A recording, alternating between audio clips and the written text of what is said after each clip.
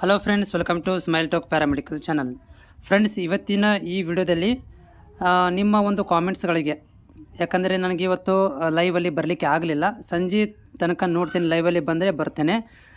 5 ಗಂಟೆ ತನಕನೂ ಬಂದರೆ ಬರ್ಬೋದು. ಇಲ್ಲಾಂದರೆ ನೀವು ಇವಾಗ ಕಾಮೆಂಟ್ಸ್ಗಳನ್ನು ಹಾಕಿದಿರಿ, ಸೊ ಆ ಒಂದು ಕಾಮೆಂಟ್ಸ್ಗಳನ್ನು ಓದಿ ಅದಕ್ಕೆ ಏನಾದರೂ ಸೊಲ್ಯೂಷನ್ಸ್ಗಳನ್ನು ನಾನು ನಿಮಗೆ ಹೇಳ್ತಾ ಹೋಗ್ತೀನಿ. ಇಲ್ಲೊಂದು ಅಭ್ಯರ್ಥಿಗಳು ಕಾಮೆಂಟ್ಸ್ ಹಾಕಿದ್ದಾರೆ, ಬ್ರೋ OBC ಅವರಿಗೆ ಪ್ರೈಸ್ ಮನಿ ಇಲ್ವಾ?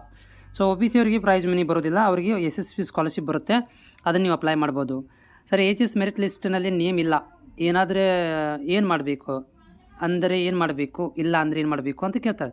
ಸೊ ನಿಮ್ಮ ಮೆರಿಟ್ ಲಿಸ್ಟಲ್ಲಿ ನೇಮ್ ಇಲ್ಲ ಅಂತಂದರೆ ನೀವು KCT ಅಪ್ಲಿಕೇಶನ್ ಹಾಕಿದರೆ ಇದವ್ರಿಗೆ ಒಂದು ರಿಕ್ವೆಸ್ಟ್ ಲೆಟ್ರ್ ಕೊಡಿ. ಯಾಕಂದರೆ ಭಾಳಷ್ಟು ರಿಕ್ವೆಸ್ಟ್ ಲೆಟ್ರ್ ಹೋಗೋದ್ರಿಂದ ಅವ್ರು ಏನು ಮಾಡ್ತಾರೆ ಅಂದರೆ ಮತ್ತೆ ನಿಮ್ಗೆ ಏನು ಮಾಡ್ಬೋದು, ಚಾನ್ಸಸ್ಸನ್ನು ಕೊಡ್ಬೋದು.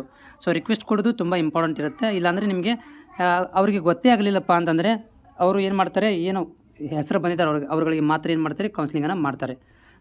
Can we apply even after completion of the first year? Completion of the 4 years should be mandatory. So see, it is only for the one time those which are students completion of the SSLC, POC degree, that can be given only scholarships, or it may be there is this year they will be modified. If you completed 1 year or 2 semesters, you can also applicable. Sir, ನಾನು science second PUC ವರೆಗೆ ಓದಿದ್ದೆ sir, ಆದರೆ ನನ್ನ ಮನೆಯಲ್ಲಿ problem ಇರೋದರಿಂದ ನನಗೆ ಏನು ಮಾಡಲಿಕ್ಕೆ ಸೆಕೆಂಡ್ PUC ಎಕ್ಸಾಮ್ ಬರೆದಿಲ್ಲ. 10th ಮೇಲೆ ಪ್ಯಾರಾಮೆಡಿಕಲ್ ಅಪ್ಲಿಕೇಶನ್ ಹಾಕಿದ್ದೀನಿ, ಸೆಲೆಕ್ಟ್ ಆಗುತ್ತಾ ಸರ್? ನನಗೆ ಯಾವಾಗ ಮೆಸೇಜ್ ಬಂದಿಲ್ಲ. ನಾನು ನೀವು ಹೇಳಿದ ಹಾಗೆ ಚೆಕ್ ಮಾಡಿದೆ, ಹೋದರೂ ಬರ್ತಾ ಇಲ್ಲ. ಸೊ ಇವರು ಏನಂತಂದರೆ ಪ್ರಾಬ್ಲಮ್ಮು, ಇವರು PUC ಫೇಲ್ ಆಗಿದ್ದಾರೆ, ಆದರೆ SSLC ಮೇಲೆ ಪ್ಯಾರಾಮೆಡಿಕಲ್ ಅಪ್ಲಿಕೇಶನ್ ಹಾಕಿದ್ದಾರೆ, ಆದರೆ ಯಾವುದೇ ಥರಂಥ ಮೆಸೇಜ್ ಬಂದಿಲ್ಲ ಅಂತ ಹೇಳ್ತಾ ಇದ್ದಾರೆ.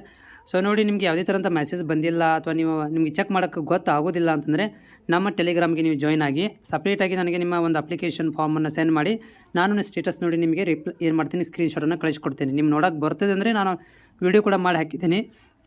ಅದ್ರ ಜೊತೆಗೆ ನೀವು ನಮ್ಮ ಚಾನಲ್ಗೆ ಹೊಸಬರಾಗಿದ್ದರೆ ಚಾನಲ್ ಸಬ್ಸ್ಕ್ರೈಬ್ ಮಾಡೋದನ್ನು ಕೂಡ ಮರಿಬೇಡಿ. ಪ್ಯಾರಾಮೆಡಿಕಲ್ ಸ್ಟೂಡೆಂಟ್ಗೆ ಅಪ್ಲೈ ಆಗೋಲ್ವಾ? ಪ್ಯಾರಾಮೆಡಿಕಲ್ ಸ್ಟೂಡೆಂಟ್ಗೆ ಅಪ್ಲೈ ಆಗುತ್ತೆ, ಬಟ್ ಫೈನಲ್ ಇಯರ್ ನೀವು ಪಾಸ್, 3rd year ಏನಾಗಿರಬೇಕು, ಕಂಪ್ಲೀಟ್ ಆಗಿರಬೇಕು. Is it applicable to paramedical? Yes, it is also applicable for the paramedical. Even applicables ಇದು ತುಂಬ ಪ್ರೈಸ್ ಮನಿ ಬಗ್ಗೆ ಮೆಸೇಜ್ ಬಂದಿದ್ದಾವೆ. 12th complete 79 BSc category, SC category prize money application ಹಾಕ್ಬೋದು. Message ಬಂದಿಲ್ಲ ಅಂತ ಹೇಳ್ತಿದ್ದಾರೆ. BPTಗೆ ಏನು ಕೂಡ ಆಪ್ಷನ್ ಎಂಟ್ರಿ ಮಾಡ್ಬೋದಾ? ಸೊ ನೋಡಿರಿ, BPTಗೆ ಇನ್ನೂ ಆಪ್ಷನ್ ಎಂಟ್ರಿ ಬಗ್ಗೆ ಮಾಹಿತಿನ ಬಿಟ್ಟಿಲ್ಲ, ಮುಂದಿನ ತಿಂಗಳು ಬಿಡ್ತಾರೆ. ಡಿಪ್ಲೊಮಾ ಫಾರ್ಮಸಿ ಯಾವಾಗ ಬಿಡ್ತಾರೆ? ಡಿಪ್ಲೊಮಾ ಫಾರ್ಮಸಿಯನ್ನು ಸಪ್ರೇಟಾಗಿ ನವಂಬರ್ ತಿಂಗಳಲ್ಲಿ ಬಿಡ್ತಾರೆ. JNM ಕಂಪ್ಲೀಟ್ ಆಗಿರೋರು ಲಾಸ್ಟಲ್ಲಿ ಇದೆ, 35 ರೂಪೀಸ್ ಬರುತ್ತಾ?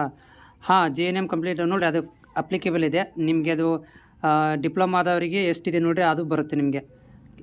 Can I complete last year since not join college, can I apply? College join ಆಗಿದ್ದರೆ ಮಾತ್ರ ಬರುತ್ತೆ, ಕಾಲೇಜ್ ಜಾಯ್ನ್ ಆಗಲಿಲ್ಲ ಅಂದರೆ ಬರೋದಿಲ್ಲ. JNM ಸ್ಟೇಟಸ್ ಸಬ್ಮಿಟ್ ಅಂತ ತೋರಿಸ್ತಾ ಇದೆ. ಏನು ಮಾಡಬೇಕು, ಏನು ಮಾಡುವಾಗಿಲ್ಲ, ಅದು ಬರುತ್ತೆ ನಿಮಗೆ. ಇವತ್ತು ರಜೆ ಇದೆ, ಮತ್ತು ನಾಳೆ ನಾಡ್ದು ಅಪ್ಡೇಟ್ ಆಗುತ್ತೆ.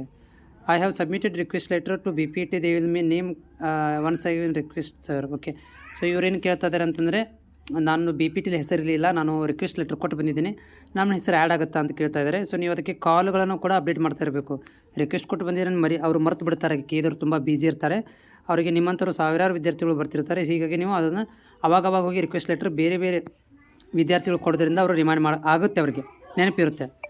Second mock allotment medical dental ಐಸ್ ಕೋರ್ಸ್ಗೆ ಆಪ್ಷನ್ ಎಂಟ್ರಿ ಮಾಡ್ಬೋದಾ? ಹಾಂ, ಮಾಡ್ಬೋದು, ಕೊಟ್ಟರೆ ಮಾಡ್ಬೋದು.